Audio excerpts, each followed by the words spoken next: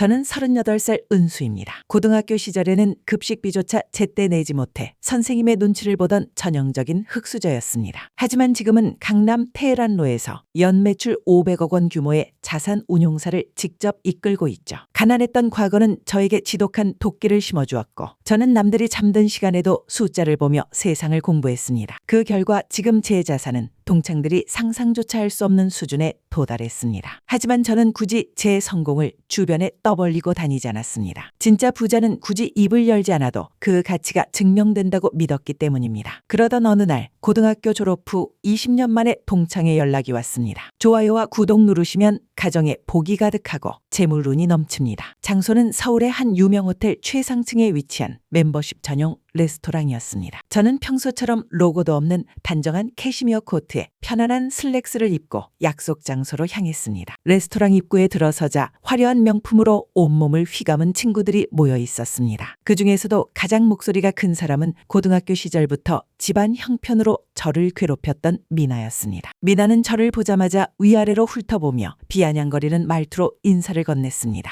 어머 은수 아니니? 너 정말 하나도 안 변했다. 옷차림 보니까 여전히 검소하게 사는 모양이네. 미나는 자신의 샤넬 가방을 테이블 위에 툭 올려놓으며 말을 이어갔습니다. 여기가 어떤 곳인지 알고 온 거니? 여기는 아무나 예약도 못하는 곳인데 오늘 내가 남편 덕분에 특별히 자리 만든 거야. 미나의 남편은 중견기업의 전무로 재직 중이었고 그녀는 그것이 자신의 계급인 양 행동했습니다. 다른 친구들도 미나의 눈치를 보며 저를 은근히 따돌리기 시작했습니다. 그들은 자신들이 다니는 골프장과 새로 산 외제차 이야기를 하며 저를 대화에서 소외시켰죠. 한 친구가 저에게 조심스럽게 요즘 무슨 일을 하느냐고 물었습니다. 저는 그저 조그만 사무실을 운영하고 있다고 짧게 대답했습니다. 그러자 미나가 기다렸다는 듯이 비웃음을 터뜨렸습니다. 조그만 사무실? 하긴 은수, 너는 예전부터 성실하긴 했지. 근데 요즘 세상은 성실만 해서는 안 되거든. 우리 남편이 그러는데 요즘 경기가 안 좋아서 작은 사무실들은 다 망해 나간대. 너도 힘들면 말해. 내가 우리 집 가사 도우미 자리라도 알아봐 줄게. 친구들은 미나의 무례한 농담에 억지로 웃음을 터뜨렸습니다. 저는 그저 미소를 지으며 와인을 한 모금 마셨습니다. 굳이 그들의 수준에 맞춰 화를 낼 필요가 없다고 생각했기 때문입니다. 식사가 이어지는 내내 미나는 저를 향해 소금 뿌리듯 아픈 기억들을 들춰냈습니다. 고등학교 때 급식비 지원 대상자였던 사실을 언급하며 지금은 밥은 먹고 다니냐고 물었죠. 분위기는 점점 험악해졌지만 저는 끝까지 평정심을 유지했습니다. 드디어 식사가 끝나고 계산을 해야 할 시간이 다가왔습니다. 오늘 모임의 총 비용은 와인과 최고급 코스 요리를 포함해 약 850만 원이 나왔습니다. 미나는 계산서를 확인하더니 순간적으로 얼굴이 굳어졌습니다. 생각보다 훨씬 높은 금액에 당황한 기색이 역력했습니다. 어머 여기 원래 이렇게 비쌌나? 자기들아 미안한데 오늘 내가 카드를 집에 두고 온 것 같아. 일단 각자 계산하고 나중에 내가 보내주면 안 될까? 미나의 말에 친구들은 서로의 눈치를 보며 당황해했습니다. 850만 원이라는 금액은 평범한 주부들에게 결코 적은 돈이 아니었기 때문입니다. 미나는 갑자기 저를 쳐다보며 뻔뻔하게 말했습니다. 은수야, 내가 일단 계산하면 안 되니? 너 아까 사무실 운영한다며 그 정도 여유는 있잖아. 설마 흙수저 출신이라 이런 곳 결제할 한도도 없는 건 아니지? 미나의 비아냥거림이 극에 달했을 때 저는 조용히 가방에서 검은색 카드를 꺼냈습니다. 그것은 연회비만 수백만 원에 달하고 상위 0.01%에게만 발급된다는 VVIP 블랙카드였습니다. 제가 카드를 내밀자마자 멀리서 상황을 지켜보던 호텔 지배인이 급히 달려왔습니다. 지배인은 허리를 90도로 숙이며 극진한 태도로 저를 맞이했습니다. 대표님 오셨습니까? 미리 말씀해 주셨으면 제가 직접 모셨을 텐데요. 지배인의 갑작스러운 행동에 미나와 친구들은 입을 다물지 못했습니다. 지배인은 제 카드를 두 손으로 정중히 받으며 말을 이어갔습니다. 저희 호텔의 가장 귀한 VVIP 고객님을 이렇게 홀대해드려 정말 죄송합니다. 오늘 식사 대금은 대표님 전용 멤버십 포인트로 전액 결제 도와드리겠습니다. 그리고 식사 중에 불편하신 점은 없으셨는지요? 저는 지배인에게 짧게 괜찮다고 답한 뒤 미나를 쳐다보았습니다. 미나의 얼굴은 순식간에 새하얘졌고 들고 있던 명품 가방이 바닥으로 떨어졌습니다. 그녀가 그토록 자랑하던 남편의 전무직함으로도 결코 가질 수 없는 카드의 정체를 알아본 것입니다. 다른 친구들도 믿을 수 없다는 표정으로 저와 카드를 번갈아 보았습니다. 저는 당황한 친구들을 향해 차분하지만 단호한 목소리로 말했습니다. 미나야, 내가 가사 도우미할 실력은 안 되지만 오늘 밥값 정도는 낼 능력이 돼. 그리고 너희가 말하는 흙수저라는 거 사실 나에게는 가장 큰 자산이었어. 밑바닥을 알아야 더 높이 올라갈 수 있는 법이니까. 미나는 아무 말도 하지 못한 채 고개를 숙였습니다. 아까까지 그렇게 당당하던 기세는 온데간데 없고 초라한 모습만 남았습니다. 지배인은 결제를 마친 뒤 저를 엘리베이터 앞까지 직접 배웅했습니다. 친구들은 제가 멀어질 때까지 그 자리에 얼어붙은 듯 서 있었습니다. 그날 이후 미나에게서 수십 통의 사과 문자가 왔지만 저는 단 한 통도 답장하지 않았습니다. 진심 없는 사과는 받을 가치가 없다고 판단했기 때문입니다. 미나는 그날의 충격으로 한동안 동창회 모임에 얼굴을 내밀지 못했습니다. 그녀가 자랑하던 부와 명예가 사실은 얼마나 얇은 유리 같은 것인지 스스로 깨달은 것이죠. 반면 저는 다시 제 일상으로 돌아와 묵묵히 제 길을 걷고 있습니다. 진짜 부자는 겉모습으로 자신을 증명하는 사람이 아니라 내면의 단단함으로 세상을 이기는 사람입니다. 학벌이나 배경이 사람의 가치를 결정한다고 믿었던 친구들은 결국 자신들의 무지함에 무너졌습니다. 진짜 자랑은 명품 가방이나 남편의 직함이 아니라 스스로 일궈낸 결과라는 걸 깨달으신 거죠. 결국 실력이 모든 편견을 잠재운다는 걸 보여줬습니다. 여러분도 누군가의 무시에 흔들리지 마세요. 당신이 묵묵히 쌓아온 시간은 결코 배신하지 않으며 가장 화려한 순간에 당신의 가치를 증명해 줄 것입니다. 오늘 이야기는 여기까지입니다. 시청해 주셔서 감사합니다.